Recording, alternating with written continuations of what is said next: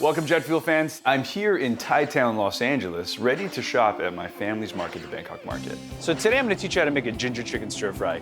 This is one of those amazing dishes that makes you look like a kitchen hero in a very short amount of time. It's, you know, those times when you got to get dinner on at 6 and it's 5:30.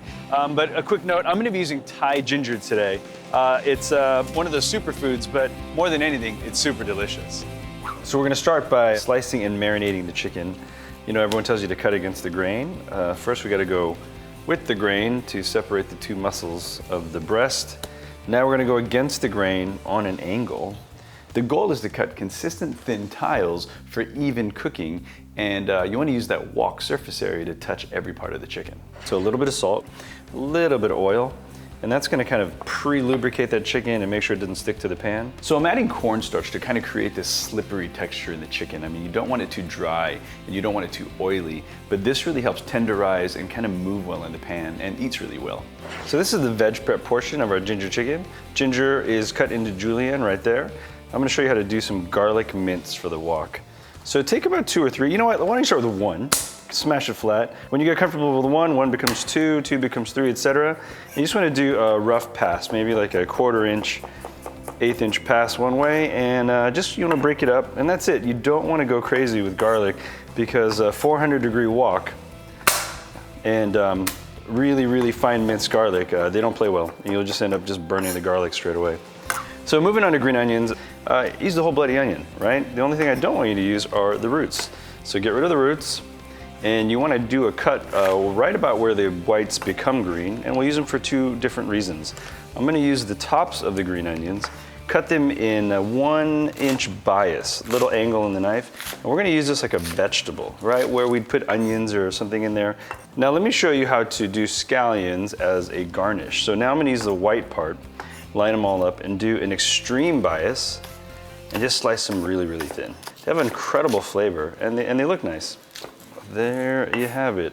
Garlic, scallions as a vegetable, and scallions as a garnish. Once your pan is pretty hot, you're gonna add a little bit of oil. All right, so very quickly, we're gonna go from garlic to chicken. You wanna make sure to use the surface area of the wok, and that's gonna make your cooking a lot faster. So flatten out your chicken against the pan. And then once it sears up, turn it right over. This is actually a good time to add ginger because the ginger can start to caramelize. I'll work that to the bottom. And that marination really is great because nothing is sticking to the bottom of the pan. And then the bits that do stick, don't be scared to just lightly scrape because those bits, if you pull them up now, they become flavor, but if you leave them in too long, they actually start to stick and they burn. And I'm using that blades of grass ginger because I like a substantial ginger that becomes part of the dish. Nuts. I can add my scallions. And now the chicken is about medium well. I still see a little pink in certain places. That means I haven't overcooked it. And with the chicken about medium well, but not too far gone, I'm gonna add sauce now. And I'm using Thai oyster sauce here because this is a Thai dish, not a Chinese dish. Oyster sauce is gonna bring a nice bit of umami, a little bit of sugar, and a good amount of salt. A little fish sauce. That's gonna give you a nice kind of big umami hit that really brings that Thai flavor to this dish. And I wanna temper that salt and umami with a little bit of sugar. I'm just using a little organic brown sugar here.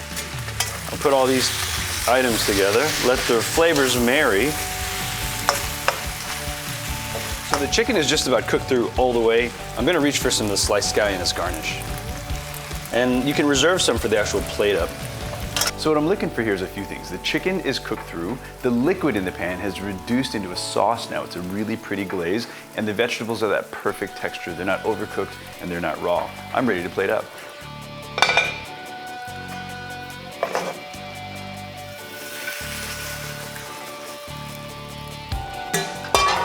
A little garnish.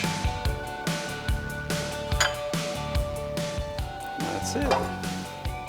So now you've seen me teach you how to make ginger chicken. It's time for you to go out, do it yourself, come back really often to Jet Fuel, click subscribe, and you know what? We like comments, so tell us how we're doing. We'll see you later.